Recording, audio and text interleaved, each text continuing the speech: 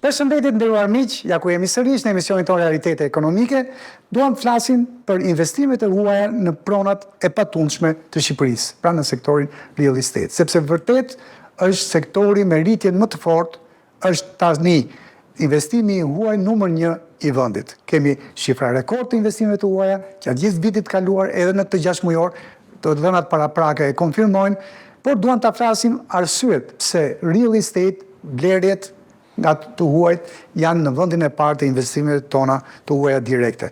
Për këtë kemi kënaqësinë të kemi në studio zotin Reinaldo Pipiria, drejtor ekzekutiv në Area, shoqata e operatorëve në pronat e paluajtshme real estate të Shqipërisë. Zoti Pipiria, përshëndetje dhe faleminderit që erdhët. Përshëndetje, kënaqësi të jemi. Zoti Pipiria, pse tregu shqiptar i pronave vazhdon të jetë një nga destinacionet më të rejse për kapitalin e huaj edhe për këtë vit? Besoj ka disa faktor. E para për shkak se është parë dhe është lexuar nga fondet e ndryshme të investimit dhe nga blerësit individual në kohë, që ky ka qenë sektori i cili prej 2019-s, prej 2020-s, sidomos pas pandemisë, ka qenë sektor i cili ka patur rritje të qëndrueshme, ka siguruar kthim investimi të mirë, dhe në të njëjtën kohë është sektori i cili kontribuon me peshë kryesore bashkë me turizmin, bashkë me ndërtimin, 1/3 të ekonomisë shqiptare. Kështu që ka qenë i shëndetshëm. Patjetër kur dikush donte afrohet Ballkanit perëndimor, do të bëjë disa analiza, do të gjejë ata sektorë të cilët kanë premtim që do të vazhdojnë rritjen dhe do të sigurojnë fitime për investimet e tyre. Në të njëjtën kohë, besoj që për shkak të gjithë mënyrës se si është organizuar jeta pas pandemisë, por edhe për shkak të pozicionit gjeografik të Shqipërisë, dhe nuk po flasim vetëm për nyje lise në infrastrukturën rrugore dhe infrastrukturën energjetike, por edhe Shqipëria si pjesë e një bregdeti të gjatë, pra duke filluar nga Kroacia, apo po themi nga zona e Triestës lart në veri, Kroacia, Malizi, Shqipëria dhe Greqia, është një lokacion, një pozicion strategjik i cili premton shumë, sidomos për ata të cilët do duan të kenë një shtëpi të dytë pushimi në qendër të Mesdheut apo në hyrje të Ballkanit perëndimor. Dhe kjo ka trequr, sidomos kur flasim për pjesën e blerësve të huaj, ka trequr interesin e tyre, sepse kanë gjetur një alternativë ekonomike në krahasim me gjithë pjesën tjetër të Evropës që është pjesë e Mesdheut dhe me gjithë pjesën tjetër të Ballkanit që tashmë është pjesë e Bashkimit Evropian. Pra, nëse po flasim që shteta si nga Finlanda, nga Suedia, nga Norvegjia, dikur investonin masivisht në Portugali dhe në Spanjë, dhe kryesisht në Spanjë, duke ditur dhe kalonin pushimet realisht në Spanjë, duke ditur që këto tregje janë bërë të kushtueshme, janë zhvendosur në tregje më të lira, siç është pjesa e Shqipërisë, si është pjesa e Ballkanit. Por kur flasim për pjesën e Ballkanit, treg më të lirë se Shqipëria sot nuk ka.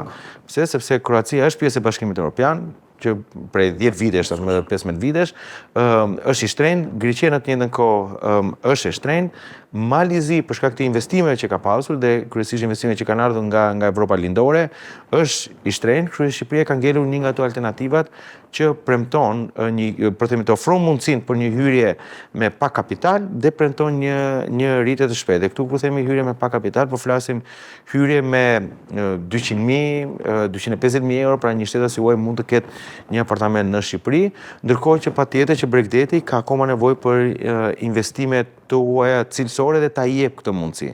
Po themesh akoma ka pjesë e bregdetit shqiptar që të jepin mundësi për të zhvilluar infrastruktura të mira, ndryshe nga gjithë pjesa tjetër e bregdetit, po themi në Malnezi edhe në Kroaci. Sipas Instat, sipërfaqja totale e parashikuar për ndërtimet e reja në tremujorin e parë të këtij viti, janar-mars 2026, ishte 12.5% më shumë se sipërfaqja e tremujorit të parë të vitit të kaluar. Kjo tregon që realisht tek vendi jonë po ndërtohet. Pra po ndërtohet shumë dhe ne si qytetarë të tij, por edhe të huajt që vinë dhe na vizitojnë, shikojnë që aktiviteti ndërtues është vërtet në nivelet maksimale të tij në këto 2-3 dekadat e fundit. Zoti Pipiria, a tregon kjo është një shenjë për investimet e huaja në real estate që ky trend do të vijojë dhe që sa më herët të investorë, siç e tha dhe juve, me një shifër në dukje modeste 200.000 apo 250.000 dollar apo euro, po sërish është një treg në rritje që shumë shpejt kjo rritje do të përkthehet në një vlerë më të lartë të pronës. Është një mesazh për investitorët që të paktën në këtë vend nuk jemi me mentalitetin e moratoriumit. Është ndryshe nëse do të ishim në 2007, 2015 apo 2013, 2015 që do të shikoni di çfarë ka një qendrim nga drejtuesi i këtij vendi që nuk do të lejojnë zhvillimin e infrastrukturave. Kështu që do të ishte kot për të përqasur këtë vendin. Por në një moment kur ti shikon që ka një prirje që ky vend do të vazhdojë, do ndërtohet, atëherë investitorët vinë dhe shikojnë çfarë mundësish kanë për të investuar dhe për të ndërtuar në Shqipëri. Një investitor i cili do të shikonte që ka ato që quhen ndryshe në anglisht red tape, pra ka burokraci të lartë, ka vjet kuqe që difa ne nuk do ndërtojmë fare, do ta ndalojmë zhvillimin e infrastrukturës, të thoshte këtë kapital, normal. Unë stepem, nuk kam nevojë ta investoj në këtë vend, do të shkoj në Malzi, do të shkoj diku në Greqi, do të shkoj në Kroaci, apo do të shkoj në vend tjetër që më lejohet për të ndërtuar. Për shembull sot Europa një pjesë e mirë e investitorëve nuk janë në Europë në pjesën e real estate-it, pse? Sepse të kërkohet 4-5 vite për të marrë një leje ndërtimi dhe të kërkohet një 4-5 vite të tjera për të ndërtuar. Pra do burokraci shumë e lartë.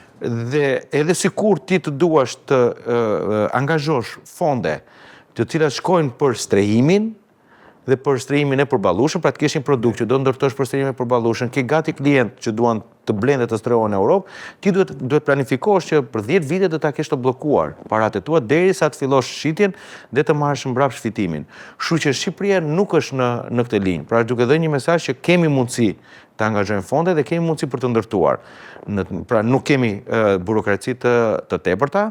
Dhe nga ana tjetër, i jep dhe një mesazh që kushdo i cili do dojë që të ketë produkt të gatshëm, pra jo të ndërtojë nga zero, ka alternativa. Pra në një moment ne jemi duke thënë që ne po ndërtojmë, po japim leje, po zhvillojmë produkte. Patjetër që produkti në Shqipëri ka nevojë të diversifikohet, pra nuk kemi nevojë vetëm për kulla, pra ka nevojë për produkt cilësor turizmi, ka nevojë për produkt cilësor edhe të zyrave, ka nevojë për produkt cilësor akomodimi. Pra, duhet të jemi pak më të diversifikuar, jo vetëm ndërtesa masive të larta, por ndoshta qytete të vogla brenda qyteteve të mëdha, siç është pjesa e Tiranës, Durrësit, të cilët ofrojnë mundësi të mira jetese dhe mundësi të mira edhe akomodimi për turistët. Nëse kemi rritje të shitblerjes së apartamenteve në formën e investimeve nga të huajt, edhe për këtë vit dhe të dhënat paraprake e dëshmojnë këtë, cilët janë ata, zoti Pipirja, që blejnë më tepër? Kemi më shumë përfaqësues të diasporës, të mos harrojmë në vendet e Bashkimit Evropian, sipas të dhënave të Eurostat, janë mbi 1.68 milion shqiptar, shumica nga Shqipëria, por edhe nga Kosova. Në gjykimin tuaj, nëse do të bënim një listim të parë, do të renditeshin ndoshta emigrantët tanë, që blejnë apartamentet, ju e thatë, ose në Bregdet, ose edhe një apartament të ri në një zonë tjetër, larg qyteteve kryesore, po edhe në brenda atyre. Të dytët, le të themi nga të huajt, janë italianët, si mund të ishte një listë, si thua, e këtyre që blejnë sot? Atë që ne paktën kemi eksperiencë nga dhëna nga tregu, nga pjesa e tregut, patjetër që vendin kryesor e zënë shqiptarët, të cilët jetojnë jashtë Shqipërisë, ose atë që ne quajmë diaspora. Të dytët janë shqiptarët e Kosovës, pra patjetër shqiptarë që janë në rajon, qoftë edhe për shkak të nacionalizmit, pra e duan ta kenë një pronë në Shqipëri në pjesën e Bregdetit dhe ne e kemi vënë re tashmë u bë disa vite që fundjavat Bregdeti, Durrësi, pra po themi Lezhë, Shëngjini, Velipoja, Durrësi, ne shikojmë që në fundjava ka shumë shtetas nga Kosova të cilët vinë dhe kalojnë fundjavën në Shqipëri. Më parë si zakon, në zakon tash e kanë bërë si zakon. E kanë bërë si zakon. Në fundjavë të vinë. Dhe duke që statistika po tregonin që ndryshe nga viti i kaluar, pra në momentin që ata kishin mundësi të udhtonin lishëm në zonën Schengen vitin e kaluar, një pjesë e mirë e shtetësve nga Kosova e braktisën, po themi, Shqipërinë, po janë rikthyer përsëri. Po, e shuan kur e shuan një vit, 2 vjet dhe kthehen përsëri në Shqipëri. Mendoj që shtetet si nga Italia janë pjesa tjetër që ose konsumojnë stokun e apartamenteve me qira afagjat ose blejnë, vazhdojnë të jenë patjetër ukrainasit, çekët, polakët, pra janë këtu. Ka një rritje, dhe realisht ka një rritje të shtetasve nga Evropa veriore, edhe nga Amerika në të njëjtën kohë. nga Evropa Veriore, jo më larg se para 2 ditësh kemi pasur, po themi, një telefonat nga shtetas nga Suedia, të cilët duan të vinë dhe të shikojnë Shqipërinë për të pasur mundësi për të zhvilluar projekte. Pra duke që pjesa, unë e përmend më herë, Finlanda, Suedia, Norvegjia po kërkojnë tregje më të lira, por nga ana tjetër kanë kapital, por kërkojnë tregje më të strukturuara. Pra këtu ndoshta ne duhet të rritemi për pjesën e transparencës, për pjesën e mënyrës se si ndodh tregtimi i produktit, sidomos tregtimi i produktit në zhvillim e sipër. Shumë drejt, që ata mos kenë aq shumë pikpyetje dhe se kanë pikpyetje. Pra nuk është mentaliteti shqiptar që marrim riskun për sipër e porosisim në ndërtim të sipër, ata duan ta ndjekin dhe ta kenë të certifikuar projektin dhe të kenë ndjekur gjitha fazat. Pra këtu duhet të rritemi, por në të njëjtën kohë kemi vënë re që ka shtetas që vinë nga Amerika, që në një farë mënyrë konsumojmë të paktën një vit në Shqipëri dhe 10-15% mendoj pas një viti të vendosen afatgjatë në Shqipëri dhe të blejnë pronë e tyre. Pra të dhëna nga fakti nga qyteti i Vlorës në një rast ishim duke përpunuar disa dhëna, ishim duke pyetur kolegët tanë që diku kishte bërë diku tek 250-300 lekë vetëm një zyrë që merret me lehtë qëndrimit, vetëm për periudhën prill-maj kishte aplikuar mbi 250 leje qëndrimi nga shtetas nga Amerika, të cilët kishin vendosur për një vit do të jetojmë në Vlorë, do të shikojmë tregun dhe më pas do të diskutojmë, edhe kur pyeta që cili është kthimi, është për afërsisht 10-15% e këtyre vendosin të qëndrojnë. Kjo është një shifër e konsiderueshme. Një apartament në Shqipëri, po flasim vetëm për kombësinë nga Amerika, mendoj kombësitë e tjera. Kështu që Shqipëria është në këtë rrugë. Mendoj që sidomos për shtetasit të cilët e kuptojnë si funksionon pjesa e integrimit në Bashkimin Evropian, duke parë që pak a shumë Shqipëria e ka seriozisht që do të shkojë drejt mbylljes së negociatave, thonë ky është momenti i mirë për të hyrë dhe për të filluar për të ndërtuar ndoshta një të ardhme sadopak, po themi sado shkurt të jetë në Shqipëri. Nomadët digjitale kemi pasur, po ata janë komësi të ndryshme, kështu që është tjetër pra. Është vështirë që ti rankosh në listë. Brenda kësaj ideje, a kanë nisur vizitorë dhe sipërmarrës nga Azia, sidomos nga Kina, që është ekonomia e dytë më e madhe në botë, zoti Pipiria, të blejnë prona në Shqipëri, apo kontaktet e para, interesimet e para, apo jemi ende larg? Unë nuk e kam këtë të dhëmë, pra do spekuloja, nuk e kam si të dhëmë dhe nuk mund të konfirmoj. Diçka është për te Aziz atë që ne kemi parë, po themi Aziz së largë pjesa e Kinës dhe envijim, atë që ne kemi parë është kur flasim për zonën e lindjes së mesme, dhe po flasim shtetas dhe investitor nga zona e lindjes mesme, ka pasur një interesim. Dhe këtu nuk po flasim vetëm për pjesën e Katarit dhe Emirateve të Bashkuara, po flasim ndoshta edhe një pjesë e shtetasve nga Izraeli, kanë qenë për arsye të ndryshme kanë qenë duke investuar në Shqipëri dhe kanë qenë duke parë, po themi, tregun e Shqipërisë, por nuk di të them për pjesën e Kinës. Kemi. Ndërkohë, në gjykimin tuaj, çfarë përfitimesh për ekonominë tonë sjell shtimi investimet të huaja në real estate? E thamë që edhe për të 6 mujor, me sa duken nga të dhënat paraprake, do të jetë, le të themi, sektori i investimeve të huaja direkte për ekonominë shqiptare më në zhvillim, i pari. Atë që është ndihmësh, po vjen kapital të cilën ti nuk e ke në vend, të mos kur flasim për blerësit e huaj, kapital të cilin ti nuk e ke në vend, dhe vjen brenda këtij tregu dhe ti mund të përdorësh lekët e blerësve të huaj për të zhvilluar infrastrukturën, qofshin këto, po themi, për shërimin, qoftë edhe për turizmin. E dyta është në një moment kur kemi vërtet, jo vetëm blerës të huaj individual, por investime në real estate në mënyrë të strukturuar, patjetër që vjen kapitali, po vjen dhe ekspertiza, por vjen në të njëjtën kohë edhe klientët bashkë me këta investitorë. Pra klientët e këtyre investitorëve që mund t'i kenë në projekte të tjera në shtete duke ekspozuar Shqipërinë në tregje që ndoshta nuk do të arrihet dot vetë si shtet ti prekë. Rasti konkret, për shembull shikoj rastin e Melia Hotel.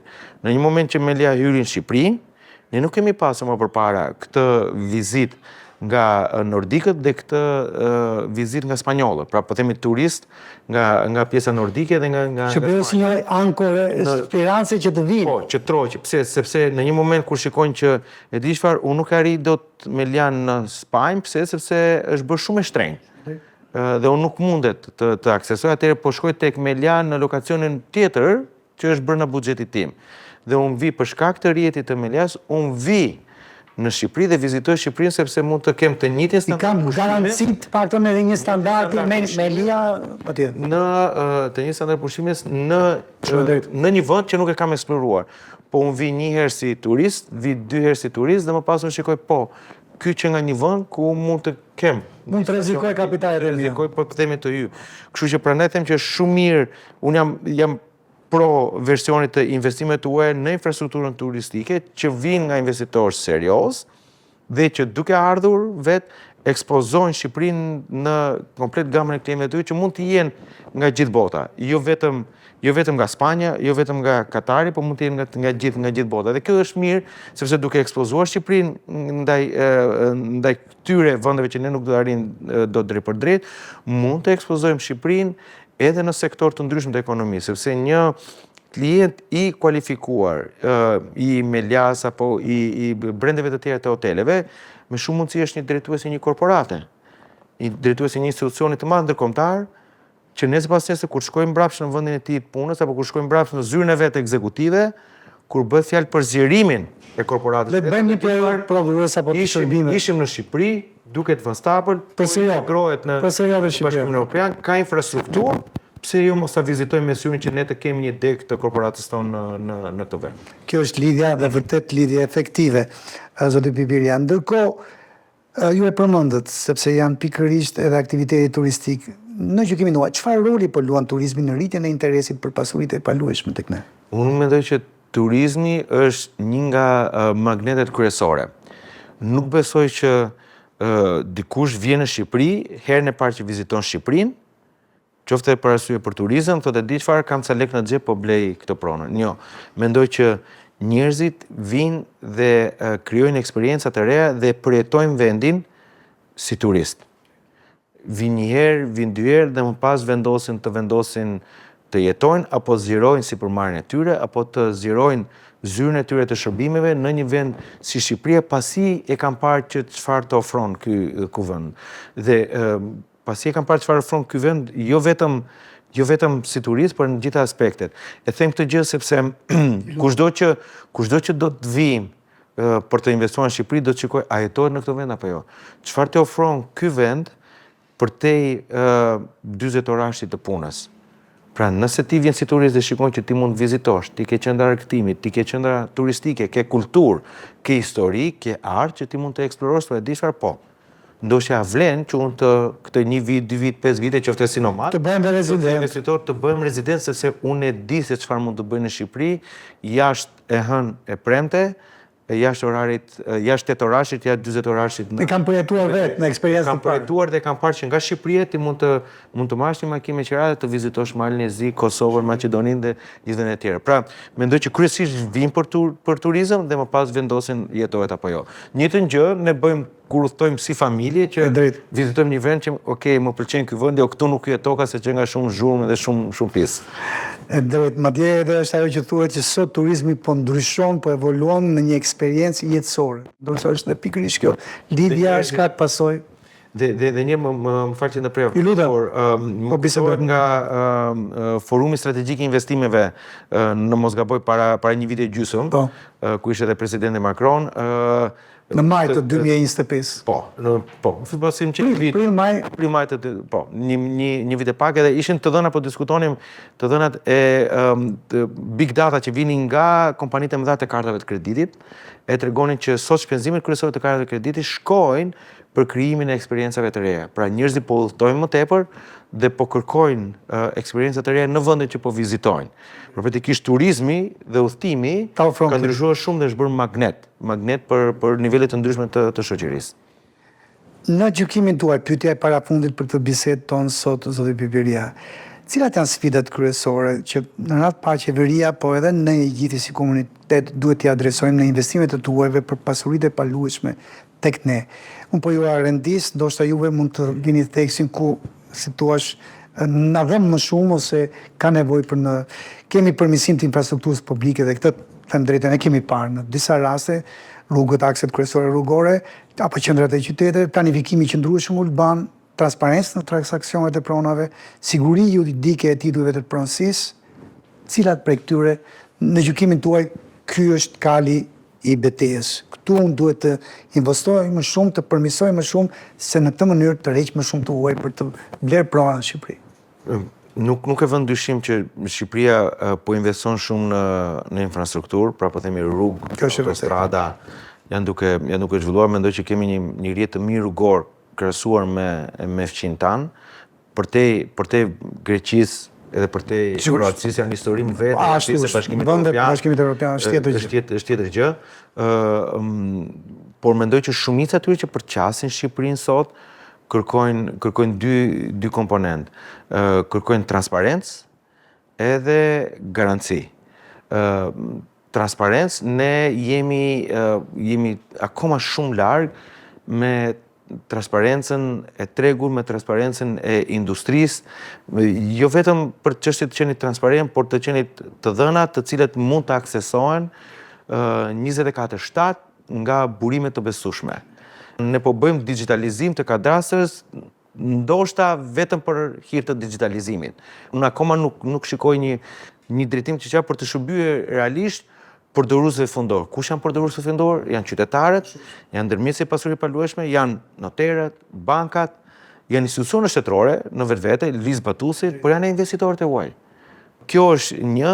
E dyta, kur them garanci, mendoj që ka ardhur momenti që ne duhet kemi masterplane zhvillimi të qëndrueshëm.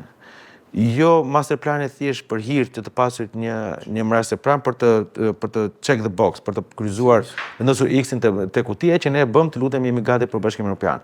Mendoj që duhet kemi një masterplan të zhvillimit nga Konispoli në Vermosh, nga Velipoja deri në Saran. Në momentin kur ne kemi këto masterplane, në momentin kur kemi garanci, kemi zona të garantuara që të zhvillohen, në momentin kur kemi përkushtime se sa të shkon marrë një lejë ndërtimit, cilat janë tarifat e lejë ndërtimit, cilat janë kostot, cili është procesi i qartë, do kemi më tepër investitorë të huaj, rregullat do të jenë shumë më të qarta.